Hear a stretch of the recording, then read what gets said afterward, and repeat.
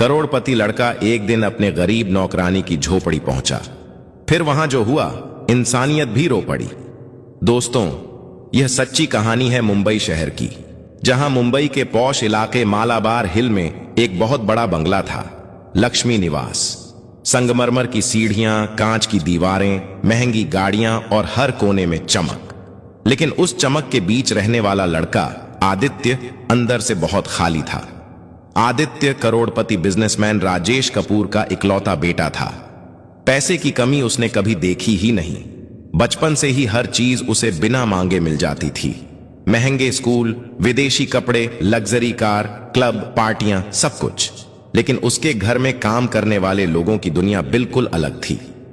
उन्हीं में एक थी लक्ष्मी, करीब 22 साल की दुबली पतली लड़की, हमेशा साधारण कपड़ों में सिर झुकाकर काम करने वाली। वो रोज सुबह सबसे पहले आती, चुपचाप झाड़ू पोंछा करती, बर्तन धोती, कपड़े साफ करती और बिना किसी से ज्यादा बात किए शाम से पहले चली जाती। घर के बाकी नौकर उससे मजाक करते, कभी डांटते, कभी काम टाल देते, लेकिन उसने कभी शिकायत नहीं की। एक दिन किचन में काम करते हुए बूढ़ी कुक शांतिबाई बोली, अरे लक्ष्मी, तू इतनी जल्दी क्यों भागती है? रोज थोड़ा आराम भी कर लिया कर। लक्ष्मी बस हल्का सा मुस्कुराई। घर पर मां अकेली होती है और छोटा भाई भी। बस इतना कहकर वह फिर काम में लग गई। आदित्य ने उसे कई बार देखा था, लेकिन कभी ध्यान नहीं दिया। उसके लिए घर के नौकर सिर्फ काम करने वाले लोग थे, इंसान नहीं। लेकिन एक चीज अलग थी, लक्ष्मी कभी किसी चीज को हाथ भी नहीं लगाती थी जो उसकी नहीं हो। कई बार पैसे खुले पड़े रहते, महंगा सामान सामने होता, मगर उसकी नजर भी नहीं जाती। एक बार आदित्य की महंगी घड़ी सोफे के नीचे गिर गई थी। शाम को उसने ढूंढी तो नहीं मिली। उसे लगा किसी ने चुरा ली। तभी लक्ष्मी धीरे से आई और बोली, साहब, यह सोफे के नीचे थी। उसने घड़ी दोनों हाथों से आगे कर दी। आदित्य ने बिना धन्यवाद बोले घड़ी ले ली, बस हल्का सा सिर हिलाया। लेकिन जाते जाते पहली बार उसने सोचा, अजीब लड़की है। दिन बीतते गए। फिर अचानक एक दिन लक्ष्मी काम पर नहीं आई। पहले दिन किसी ने ध्यान नहीं दिया, दूसरे दिन भी नहीं आई तो मैनेजर रमेश चिल्लाने लगा, आजकल के लोग भरोसे के लायक नहीं होते, पैसे मिलते हैं फिर भी काम छोड़ देते हैं। तीसरे दिन भी वह नहीं आई। अब घर में परेशानी होने लगी, काम बढ़ गया, सब चिड़चिड़े हो गए। रमेश बोला, साहब, ऐसी लड़की को वापस मत रखना, बिना बताए गायब हो गई। आदित्य उस समय मोबाइल देख रहा था, लेकिन पता नहीं क्यों उसने सिर उठाकर पूछा, कहां रहती है वह? रमेश थोड़ा हैरान हुआ। स्लम में, धारावी की तरफ कहीं, पूरा पता नहीं पता। आदित्य ने कुछ नहीं कहा, लेकिन उसका मन अजीब सा हो गया। उसे याद आया, वो लड़की कभी छुट्टी नहीं लेती थी, कभी बहाना नहीं बनाती थी, फिर अचानक गायब क्यों हो गई? उस रात पार्टी में भी उसका मन नहीं लगा। दोस्तों की बातें, तेज संगीत, हंसी, सब शोर जैसा लग रहा था। घर लौटकर वह बालकनी में खड़ा शहर की लाइट्स देख रहा था। नीचे सड़क पर कुछ मजदूर रात में भी काम कर रहे थे। तभी अचानक उसके दिमाग में लक्ष्मी का चेहरा आया, थका हुआ लेकिन शांत। अगली सुबह उसने अचानक कहा, मैं बाहर जा रहा हूं। ड्राइवर ने पूछा, कहां साहब? आदित्य कुछ सेकंड चुप रहा, फिर बोला, धारावी। ड्राइवर ने रियर व्यू मिरर में उसे देखा। उसे यकीन नहीं हुआ कि करोड़पति घर का बेटा खुद स्लम जा रहा है। जैसे जैसे कार उस इलाके की तरफ बढ़ी, सड़कों की चौड़ाई कम होती गई, चमक गायब होती गई और बदबू, भीड़ और टूटे घर दिखने लगे। आदित्य पहली बार इस दुनिया में आया था। कार अंदर नहीं जा सकती थी, इसलिए उसे पैदल जाना पड़ा। चारों तरफ संकरी गलियां, गंदा पानी, टीन की छतें, नंगे पांव बच्चे, बीमार बूढ़े, यह सब उसके लिए किसी दूसरी दुनिया जैसा था। उसने कई लोगों से पूछा, यहां लक्ष्मी रहती है? काम करती है बड़े घर में? एक बूढ़ी औरत ने उसे ऊपर से नीचे तक देखा, फिर उंगली से एक तंग गली की तरफ इशारा किया। आखिरी में जो टूटी झोपड़ी है वही। आदित्य धीरे धीरे उस तरफ बढ़ा। हर कदम के साथ उसका दिल तेज धड़क रहा था, जैसे वह किसी अनजाने डर की तरफ जा रहा हो। गली के आखिर में सचमुच एक बेहद जर्जर झोपड़ी थी। टीन की छत आधी टूटी हुई, दरवाजा कपड़े का, बाहर मिट्टी में पड़ा एक पुराना बर्तन, अंदर से खांसी की आवाज आ रही थी, बहुत कमजोर, दर्द भरी। आदित्य कुछ पल वहीं खड़ा रहा। उसे समझ नहीं आ रहा था कि दरवाजा हटाए या वापस लौट जाए, लेकिन अगले ही पल अंदर से एक धीमी सी आवाज आई, पानी, कोई पानी दे दो। उसका दिल जैसे कस गया। उसने कांपते हाथों से कपड़े का पर्दा हटाया और जैसे ही अंदर कदम रखा, जो दृश्य उसने देखा, उसे देखकर उसके पैरों तले जमीन खिसक गई। झोपड़ी के अंदर घोर अंधेरा था। बस एक कोने में टूटी खिड़की से आती हल्की रोशनी सब कुछ दिखाने के लिए काफी थी। जमीन पर एक पुराना गद्दा बिछा था, जिस पर एक बूढ़ी औरत कंकाल जैसी हालत में पड़ी खांस रही थी।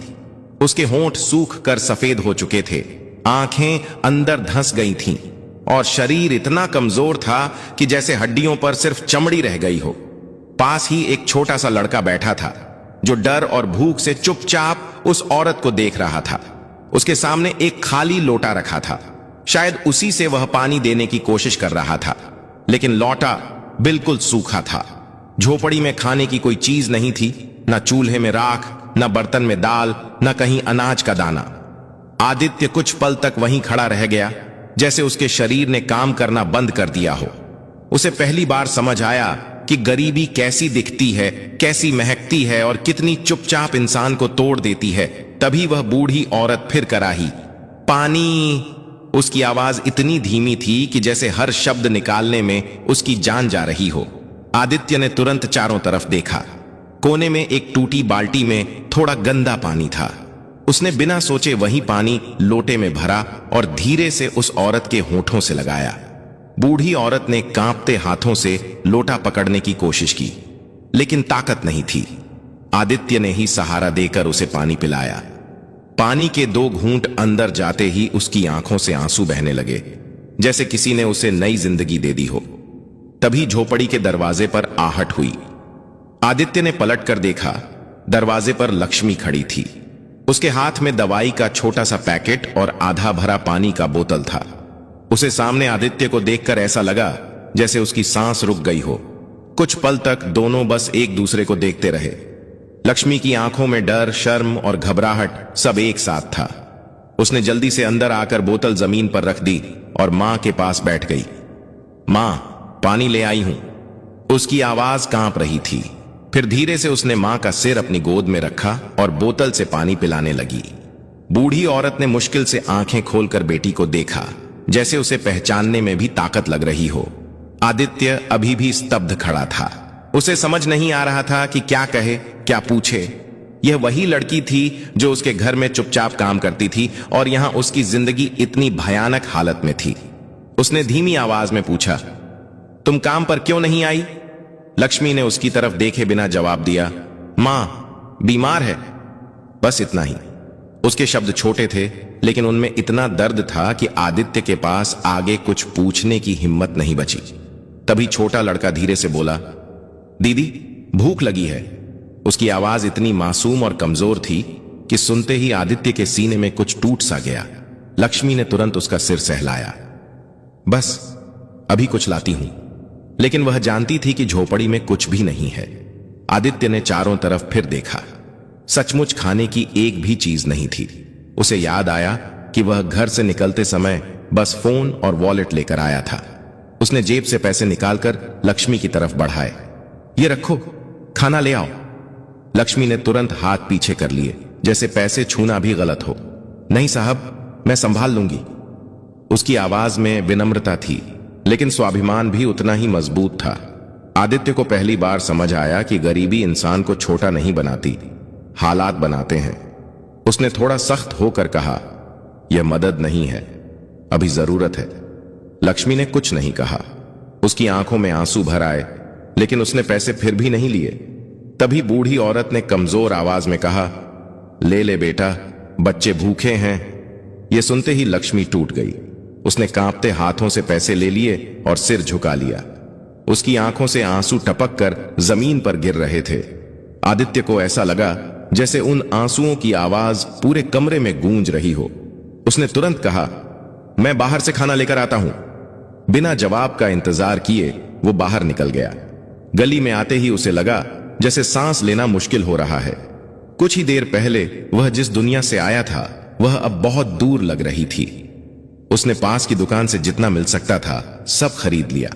चावल, दाल, दूध, ब्रेड, बिस्कुट, फल, दवाइयां। दुकानदार भी हैरान था कि इतना महंगा कपड़े पहना लड़का स्लम में इतना सामान क्यों खरीद रहा है। जब वह वापस झोपड़ी में पहुंचा तो छोटा लड़का उसकी तरफ ऐसे देख रहा था जैसे किसी फरिश्ते को देख रहा हो। लक्ष्मी ने चुपचाप सामान लिया और तुरंत चूल्हा जलाने लगी।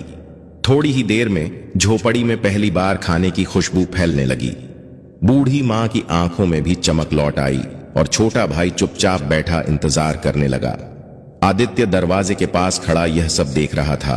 उसे पहली बार लगा कि असली खुशी क्या होती है, जब कोई भूखा पेट भरकर खा सके।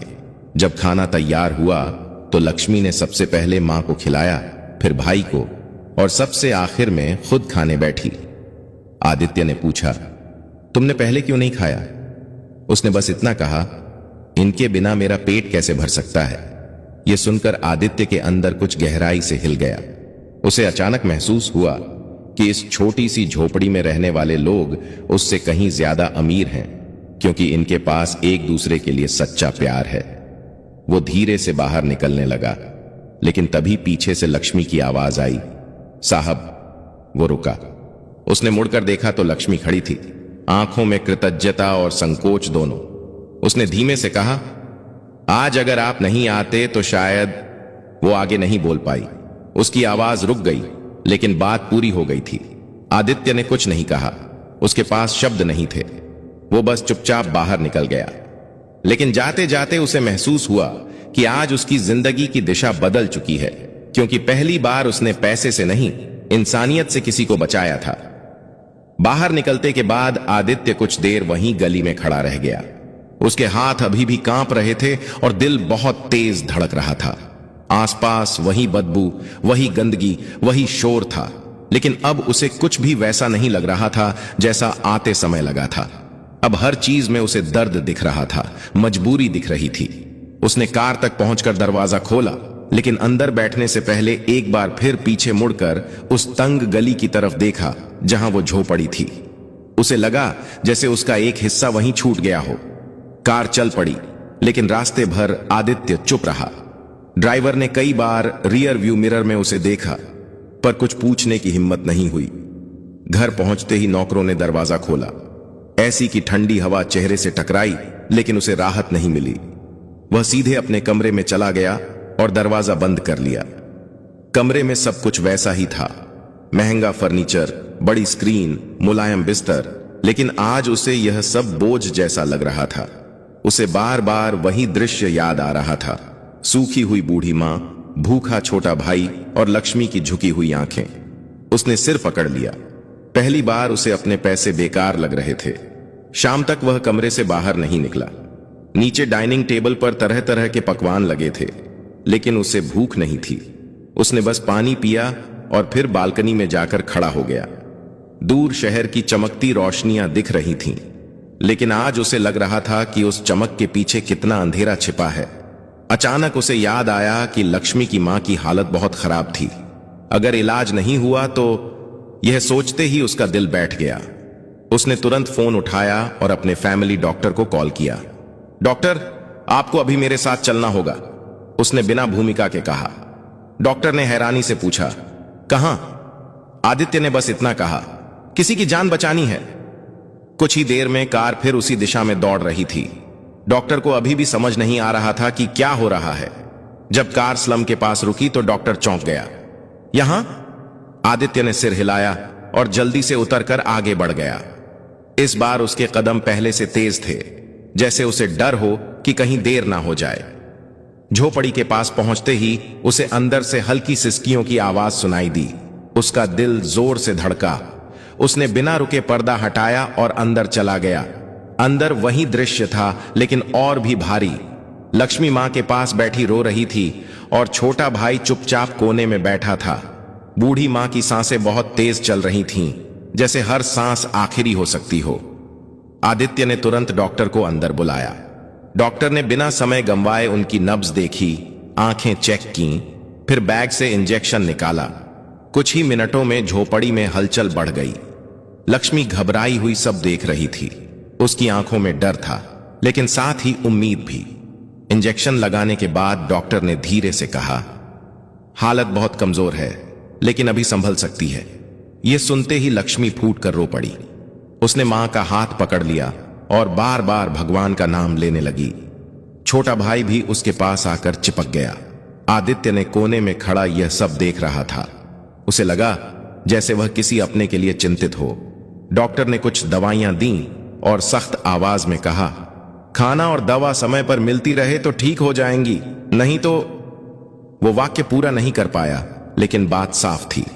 आदित्य ने तुरंत कहा, जो भी जरूरत हो मैं करूंगा। डॉक्टर ने उसे देखा, जैसे पहली बार समझा हो कि यह लड़का यहां क्यों आया है। डॉक्टर के जाने के बाद झोपड़ी में कुछ देर के लिए सन्नाटा छा गया। लक्ष्मी ने आंसू पोंछे और धीमे से कहा, आपने इतना सब क्यों किया साहब? उसके सवाल में हैरानी भी थी और डर भी, जैसे वह किसी कीमत की आशंका कर रही हो। आदित्य कुछ पल चुप रहा, फिर बोला, क्योंकि कोई तो होना चाहिए जो मदद करे। उसके शब्द बहुत साधारण थे, लेकिन उनमें सच्चाई थी। लक्ष्मी ने पहली बार उसकी तरफ सीधे देखा। शायद पहली बार उसे वह सिर्फ मालिक नहीं, एक इंसान लगा। रात होने लगी थी। झोपड़ी के बाहर अंधेरा घिर आया था, लेकिन अंदर एक छोटी सी उम्मीद जल उठी थी। आदित्य जाने लगा तो छोटा भाई धीरे से उसके पास आया और उसका हाथ पकड़ लिया। उसकी आंखों में मासूमियत थी। उसने बहुत धीमी आवाज में कहा, भैया कल भी आओगे? यह सुनते ही आदित्य का गला भर आया। उसे लगा जैसे किसी ने उसे अपना मान लिया हो। उसने हल्का सा सिर हिलाया, हां आऊंगा। बच्चे के चेहरे पर पहली बार मुस्कान आई। आदित्य बाहर निकल गया, लेकिन इस बार उसके कदम हल्के थे। उसे लगा जैसे वह खाली हाथ नहीं जा रहा, बल्कि कुछ अनमोल लेकर जा रहा है। कार में बैठते ही उसने आंखें बंद कर लीं। आज पहली बार उसे महसूस हुआ कि जिंदगी का मतलब सिर्फ खुद के लिए जीना नहीं होता। कभी कभी किसी अजनबी के लिए रुक जाना ही इंसान होने की असली पहचान है। उसे नहीं पता था कि यह फैसला आगे उसकी पूरी दुनिया बदल देगा। अगले दिन सुबह आदित्य बहुत जल्दी उठ गया। रात भर उसे नींद नहीं आई थी। बार बार वही झोपड़ी, वही बीमार मां और उस बच्चे की आवाज उसके कानों में गूंजती रही। भैया कल भी आओगे? वो बिना कुछ खाए तैयार हुआ और ड्राइवर से बोला, सीधे बाजार चलो। रास्ते भर वह चुप रहा, बस यही सोचता रहा कि आज उन्हें भूखा नहीं रहना चाहिए। बाजार से उसने ढेर सारा सामान खरीदा, राशन, खल, दूध, दवाइयां, कंबल, यहां तक कि छोटा स्टोव भी। दुकानदार हैरान था, पर आदित्य ने सब कार में रखवाया और स्लम पहुंच गया। अब उसके कदमों में झिझक नहीं थी। गली के लोग उसे पहचानने लगे थे। कुछ बच्चे पीछे पीछे चलने लगे। वो झोपड़ी के सामने पहुंचा और आवाज दी, लक्ष्मी। अंदर से खांसी की आवाज आई। फिर लक्ष्मी बाहर आई। उसे देखकर वह चौंक गई। आंखों में थकान थी, पर डर कम था। आदित्य ने चुपचाप सामान अंदर रखवाना शुरू कर दिया। चावल, दूध, फल, दवाइयां। छोटा सा कमरा भर गया। लक्ष्मी बस देखती रही, जैसे यकीन ना हो। मां ने अंदर से पूछा, कौन आया है बेटा? लक्ष्मी बोली, वही साहब। मां की आंखों में आंसू आ गए। छोटा भाई खुशी से सामान छूने लगा। आदित्य ने उसके सिर पर हाथ रखा तो वह मुस्कुरा दिया, और वही मुस्कान आदित्य के दिल तक उतर गई। कुछ देर बाद लक्ष्मी ने धीमे से कहा, साहब इतना सब मत किया कीजिए, हम आदी नहीं हैं। आदित्य बोला, यह दान नहीं, जरूरत है। तभी उसकी नजर एक पुरानी फोटो पर पड़ी। उसने पूछा, यह कौन? लक्ष्मी बोली, पापा 2 साल पहले चले गए। आदित्य समझ गया कि उसी के जाने के बाद सब बिखर गया। तभी बाहर से लोगों की फुसफुसाहट आने लगी। कोई कह रहा था, लड़की ने बड़ा आदमी फंसा लिया। किसी ने हंसते हुए कुछ और कहा। यह बातें अंदर तक सुनाई दे रही थीं। लक्ष्मी का चेहरा झुक गया। उसने धीमे से कहा, आप अब मत आया कीजिए, लोग गलत बोल रहे हैं। उसके शब्द दर्द से भरे थे। आदित्य ने पहली बार महसूस किया कि समाज की नजर मदद से ज्यादा भारी होती है। उसने कहा, अगर मैं नहीं आऊंगा तो इलाज कैसे होगा? लक्ष्मी चुप रही। तभी मां बोली, लोग तो कुछ भी कहेंगे बेटा, भूखे को खाना देने वाला भगवान होता है। यह सुनते ही लक्ष्मी रो पड़ी। छोटा भाई आदित्य का हाथ पकड़कर बोला, भैया आप आना, हमें अच्छा लगता है। उस मासूम आवाज ने सब कुछ छोटा कर दिया। आदित्य ने गहरी सांस लेकर कहा, मैं आता रहूंगा, क्योंकि मैं खुद को रोक नहीं पा रहा। शायद यह सिर्फ दया नहीं, अपनापन था। लक्ष्मी ने पहली बार हल्की मुस्कान दी, जो आंसुओं से भीगी थी। शाम होने लगी। जाते समय मां ने आशीर्वाद दिया, खुश रहो बेटा। आदित्य ठिठक गया, क्योंकि पहली बार किसी ने उसे दिल से दुआ दी थी। वह बाहर निकला तो गली में खड़े लोग चुप हो गए। इस बार उसे किसी की परवाह नहीं थी। कार में बैठते ही उसे महसूस हुआ कि वह बदल चुका है। अब वह वही लापरवाह अमीर लड़का नहीं रहा। उसे नहीं पता था कि आगे क्या होगा, लेकिन इतना समझ गया था कि अब वह इस परिवार से खुद को अलग नहीं कर पाएगा। खैर दोस्तों, दिन बीतते गए और आदित्य का वहां आना उस झोपड़ी की जिंदगी का हिस्सा बन गया। अब वह सिर्फ सामान नहीं, अपना समय लेकर आता था। कभी दवा देता, कभी खाना बनवाता, कभी छोटे भाई को पढ़ाता, तो कभी बूढ़ी मां के पास बैठकर बातें करता। धीरे धीरे मां की हालत सुधरने लगी और झोपड़ी में पहली बार उम्मीद दिखने लगी। लेकिन आदित्य के घर में बदलाव साफ नजर आने लगा। उसके पिता ने पूछ लिया, कहां जाते हो रोज? आदित्य ने शांत होकर कहा, एक परिवार की मदद करने। पिता हंस पड़े, दुनिया के सारे गरीबों की जिम्मेदारी ले ली क्या? यह सुनकर आदित्य चुप हो गया, पर अंदर कुछ टूट गया। एक शाम जब वह झोपड़ी पहुंचा तो माहौल भारी था। लक्ष्मी चुप, भाई चुप और मां की आंखों में आंसू। उसने पूछा, क्या हुआ? लक्ष्मी बोली, मकान मालिक झोपड़ी खाली करने को कह रहा है। पैसे नहीं दिए तो निकाल देगा। अगले ही दिन आदित्य ने पैसे देकर कागज बनवा दिया कि उन्हें कोई नहीं निकाल सकता। जब वह खबर लेकर आया तो भाई खुशी से उछल पड़ा। मां रोने लगी और लक्ष्मी बस उसे देखती रह गई। लेकिन उसी रात अस्पताल से फोन आया, मरीज की हालत बिगड़ गई है, जल्दी आइए। आदित्य दौड़ा वहां। लक्ष्मी फर्श पर बैठी रो रही थी। भाई उससे चिपका था और मां आईसीयू में थी। डॉक्टर ने कहा, शरीर बहुत कमजोर है। थोड़ी देर बाद सब खत्म हो गया। लक्ष्मी की चीख सुनकर पूरा अस्पताल गूंज उठा। भाई डर कर रोने लगा। आदित्य ने पहली बार किसी को इतना टूटते देखा। लक्ष्मी उससे लिपट कर रो पड़ी, अब हमारा कोई नहीं है। अंतिम संस्कार के बाद झोपड़ी और भी सुनी हो गई। भाई चुप रहने लगा। लक्ष्मी की आंखों में आंसू भी सूख गए। एक दिन भाई ने धीमे से पूछा, भैया आप हमें छोड़कर तो नहीं जाओगे ना? आदित्य ने उसे गले लगा लिया, कभी नहीं। उसी पल उसे महसूस हुआ कि यह सिर्फ मदद नहीं, रिश्ता बन चुका है। उसने कहा, अगर चाहो तो तुम दोनों मेरे घर चल सकते हो। वहां पढ़ाई भी होगी और कोई परेशान नहीं करेगा। लक्ष्मी ने भाई की तरफ देखा, उसकी उम्मीद भरी आंखें देखीं और चुपचाप सिर हिला दिया। कुछ महीनों बाद वही लक्ष्मी निवास बदल चुका था। भाई स्कूल जाने लगा, लक्ष्मी घर संभालने लगी और आदित्य सच में खुश रहने लगा। एक दिन बालकनी से नीचे खेलते बच्चे को देखकर वह मुस्कुराया। उसे समझ आ गया कि असली अमीरी पैसे में नहीं, अपने लोगों में होती है। तभी पीछे से लक्ष्मी ने चाय दी। उनकी आंखें मिली, बिना झिझक, बिना दूरी, सिर्फ अपनापन। मुंबई की वही चमकती रात थी, वही ऊंची इमारतें, लेकिन अब आदित्य के दिल में अंधेरा नहीं था, क्योंकि एक गरीब नौकरानी की झोपड़ी ने उसे वह सिखा दिया था जो करोड़ों रुपए नहीं सिखा पाए, कि इंसानियत ही सबसे बड़ी दौलत होती है। इस कहानी से हमें सीख मिलती है कि इंसान की पहचान उसके पैसे या स्टेटस से नहीं, बल्कि उसके दिल से होती है। अमीरी गरीबी से नहीं, बल्कि दूसरों के दर्द को समझने की क्षमता से इंसान बड़ा बनता है। सच्ची मदद सिर्फ पैसा देना नहीं, बल्कि मुश्किल समय में किसी के साथ खड़ा होना है। जब हम किसी और की जिंदगी संवारते हैं, तभी हमारी अपनी जिंदगी भी बदलती है। लेकिन अब आप बताइए, अगर आप आदित्य की जगह होते तो क्या आप भी उस झोपड़ी तक जाते? क्या आप किसी अनजान गरीब परिवार की जिम्मेदारी उठाने की हिम्मत कर पाते जब समाज उल्टी बातें करता? और आपके अनुसार इस कहानी में सबसे बड़ा त्याग किसका था, आदित्य का या लक्ष्मी का? और अगर कहानी ने आपके दिल को छुआ हो तो इसे जरूर लाइक करें, अपने दोस्तों और परिवार के साथ शेयर करें, ताकि इंसानियत की यह कहानी ज्यादा से ज्यादा लोगों तक पहुंच सके। ऐसे ही सच्ची, भावुक और दिल को छू लेने वाली कहानियां सुनने के लिए चैनल डार्क स्पायर दृष्टि को सब्सक्राइब करना ना भूलें। मिलेंगे अगली कहानी में। तब तक अपना ख्याल रखें।